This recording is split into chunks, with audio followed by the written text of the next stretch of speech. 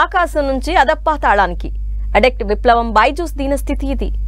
Online పాఠాలతో corona కాలంలో కొత్త చరిత్ర సృష్టించిన బైజూస్ ఎంత వేగంగా ఎదిగిందో అంతకన్నా వేగంగా దిగజారింది. విద్యార్థులకు మేలిమి భవిష్యత్తు కల్పిస్తామని హామీ ఇచ్చిన బైజూస్ కు ఇప్పుడు తన భవితవ్యాన్ని ఎలా చక్కదిద్దుకోవాలో తెలియటం లేదు. సాంకేతికతతో పిల్లలకు పాఠాలు నేర్పించిన బైజూస్ కార్పొరేట్ కంపెనీలు తనను చూసి గుణపాఠాలు నేర్చుకునే స్థితికి పడిపోయింది. బైజూస్ స్టూడెంట్ గా ఫీల్ అవ్వడమే గొప్పని భావించేలా మధ్యతరగతి పిల్లలు తల్లిదండ్రులపై మాయాజాలం ప్రదర్శించిన కంపెనీ ఇప్పుడు అంతకంతకు పడిపోతున్న తన మార్కెట్ వాల్యూను రక్షించే మాయాజాలం కోసం ఎదురుచూస్తోంది.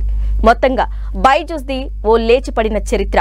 బిజినెస్ స్టూడెంట్స్ నేర్చుకోవాల్సిన కథ.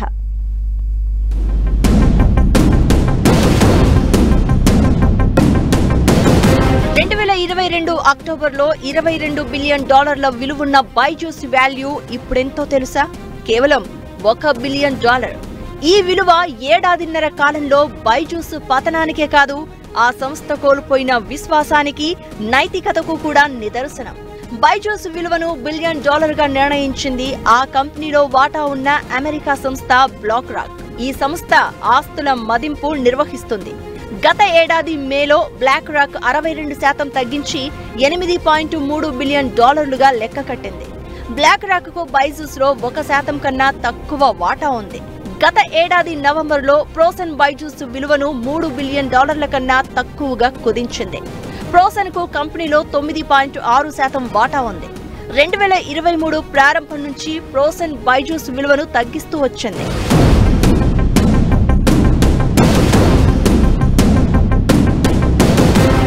2022 అక్టోబర్తో పోలిస్తే ఇప్పటి $1 బిలియన్ వాల్యూ 95% పైగా తక్కువ. బైజూస్ విలువ $22 బిలియన్ ఉన్నప్పుడు భారత్లో అత్యంత ఖరీదైన స్టార్టప్లలో ఒకటిగా బైజూస్ నిలిచింది. గతేడాది అక్టోబర్లో బైజూస్ షేరు విలువ $209.6 ఉండగా 2022లో గరిష్టంగా 4660 పలికింది.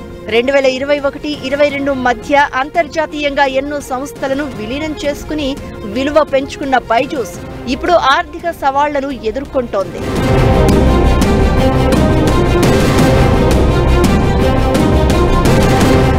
2022లో $40 బిలియన్ వ్యయంతో ఐపీఓకు వెళ్లాలని భావించిన బైజూస్ ఆ ఏడాది రష్యా యుక్రెయిన్ యుద్ధంతో తన ఐపీఓను హోల్డులో పెట్టింది. మార్కెట్లో పరిస్థితులు తారుమారవడంతో ఇన్వెస్టర్లు బైజూస్ పై ఒత్తిడి పెంచడం మొదలైంది. చూస్తుండగానే బైజూస్ పతనమైంది. పెట్టుబడులు పెంచుకోవడం, $1 బిలియన్ చేరిన అప్పుల నిర్వహణ వంటి సవాళ్లు ఎదుర్కొంటోంది. 2022 మార్చి ఆర్థిక సంవత్సరానికి అనుకున్న రెవెన్యూ సాధించడంలో విఫలమయ్యామని బైజూస్ ఓ ప్రకటన చేసింది.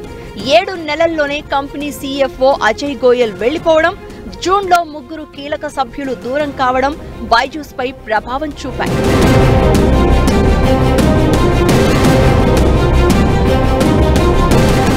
విదేశీ ద్రవ్యమారకం చట్టాలను ఉల్లంఘించి అక్రమ అమ్మకాలు, అతిక్రమణలు వంటి ఆరోపణలు బైజూస్ ఎదుర్కొంటోంది. చట్టాలను ఉల్లంఘించినందుకు బైజూస్ కు ఈడీ నోటీసులిచ్చింది. ఇటీవల జరిగిన బైజూస్ ఏజీఎంలో కంపెనీ ఆర్థిక స్థితిపై అసలు నిజాలు చెప్పాలని ఇన్వెస్టర్లు డిమాండ్ చేశారు. బైజూస్ నెలవారీ వ్యవహారాలకు సీఈఓ రవీంద్రన్ను దూరంగా ఉంచాలని కొందరు విజ్ఞప్తి చేశారు. భారత క్రికెట్ కు స్పాన్సర్షిప్ చేసిన బైజూస్ 158 కోట్ల బకాయిలు చెల్లించాల్సి ఉందని బీసీసీఐ పిటిషన్ వేసింది. 9362.35 కోట్లకు సంబంధించిన ఫెమా నిబంధనల ఉల్లంఘన కింద ఈడీ షోకాజ్ నోటీసులిచ్చింది.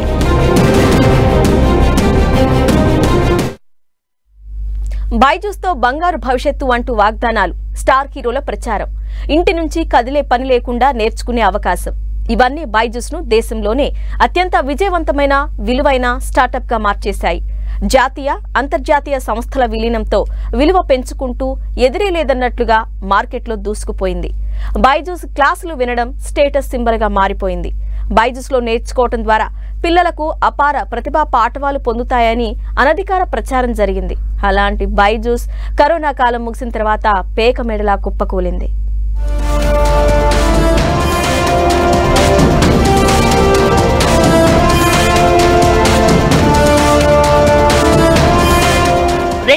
2011లో బైజూస్ ప్రారంభమయ్యే నాటికి ఆన్లైన్ క్లాసుల గురించి పేరెంట్స్ కి అసలేమీ తెలియని పరిస్థితి. స్కూల్, కాలేజీలకు, ట్యూషన్లకు వెళ్లడం మాత్రమే తెలిసిన విద్యార్థులకు ఆన్లైన్లో నేర్చుకోవడం అన్న కాన్సెప్టే కొత్తగా ఉండేది. తర్వాత నెమ్మదిగా తెలుగు రాష్ట్రాలు సహా అనేక చోట్ల పిల్లలు ఆన్లైన్లో నేర్చుకోవడానికి బైజూస్కు అలవాటు పడడం ప్రారంభమైంది. ఇమేజెస్ చూపిస్తూ స్పష్టంగా మాట్లాడుతూ చెప్పడం, బడా హీరోలు ప్రచారం చేయడం బైజూస్కు కలిసొచ్చింది. లాక్డౌన్లో ప్రైవేట్ స్కూళ్లు ఆన్లైన్ క్లాసుల నిర్వహణకు కారణం బైజూస్, ఇతర ఎడ్యుటెక్ స్టార్టప్లే కారణం. అలాగే కరోనా కాలం బైజూస్ను కొత్త ఎత్తులకు తీసుకెళ్లింది. తెలుగు రాష్ట్రాల్లో అయితే ఇంట్లోనే కూర్చుని బైజూస్లో పాఠాలు వినడం స్టేటస్ సింబల్ గా మారింది. బైజూస్ స్టూడెంట్ను అని చెప్పుకోవడం గొప్పగా భావించే స్థితిలోకి తల్లిదండ్రులు, విద్యార్థులు వెళ్లిపోయారు.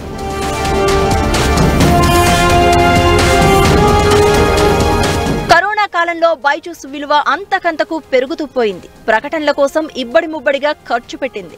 మన దేశంలో టీవీ ఛానళ్లలో ఎక్కువగా కనిపించే బ్రాండ్ గా నిలిచింది. మహేష్ బాబు, షారుఖ్ ఖాన్, హృతిక్ రోషన్, లియోనల్ మెస్సీ వంటి వారిని అంబాసిడర్లుగా నియమించుకుంది. బీసీసీఐ, ఐసీసీ, ఫిఫా వంటి వాటితో భాగస్వామ్యం కుదుర్చుకుంది. దాదాపు 3 ఏళ్లు బీసీసీఐకి ప్రధాన స్పాన్సర్ గా వ్యవహరించింది. 2022లో ఫిఫా వరల్డ్ కప్ స్పాన్సర్షిప్ కు ఎంపికైన తొలి భారతీయ కంపెనీగా నిలిచింది.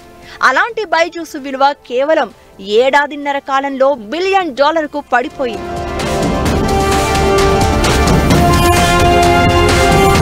కరోనా కాలం పూర్తిగా ముగియక ముందే చాలా కంపెనీలు లే ఆఫ్లు మొదలుపెట్టాయి. వాటిలో బైజూస్ ముందు వరుసలో ఉంది. 2022లో 4,000 మంది ఉద్యోగులను బైజూస్ తొలగించింది.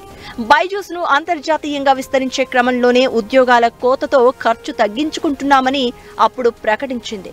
కానీ అసలు నిజం తర్వాతి రోజుల్లో అందరికీ తెలిసి వచ్చింది. 2025 వరకు బైజూస్ కు ఆడిట్ నిర్వహించాల్సిన డెలాయిట్ హాస్కిన్స్ అండ్ సెల్స్ కంపెనీ ఆ బాధ్యతల నుంచి తప్పుకోవడంతో బైజూస్ పతనావస్థ సమాచారం బయటకు వచ్చింది. 2021-22 ఆర్థిక పత్రాలు పొందలేక ఆడిట్ చేపట్టలేకపోయామని తెలిపింది. ఆ తర్వాత అనేక ఆరోపణలు బైజూస్ ను చుట్టుముట్టాయి.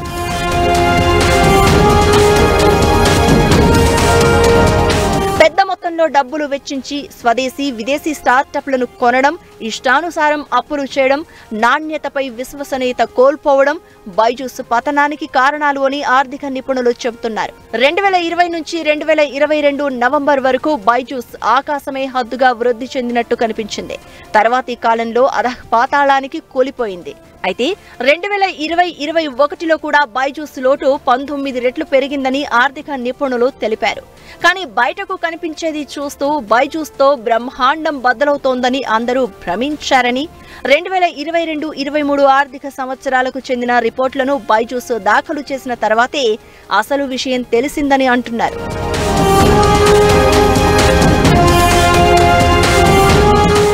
బైజూస్ పతనం సంగతి పక్కన పెడితే ఆ సంస్థ నైతికతపై అనేక విమర్శలు వ్యక్తమయ్యేవి.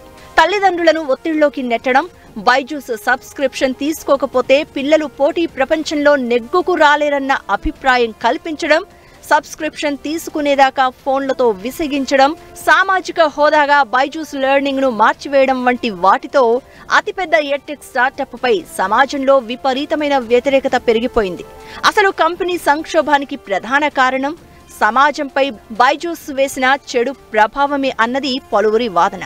అసహజంగా సృష్టించిన ఆన్లైన్ పాఠాల వాతావరణంలో తల్లిదండ్రులను, విద్యార్థులను ఉక్కిరిబిక్కిరి చేసిన బైజూస్ ఇప్పుడు సుడిగుండాలు లాంటి ఆర్థిక సమస్యల నుంచి ఎలా బయటపడాలో తెలియక ఉక్కిరిబిక్కిరవుతోంది.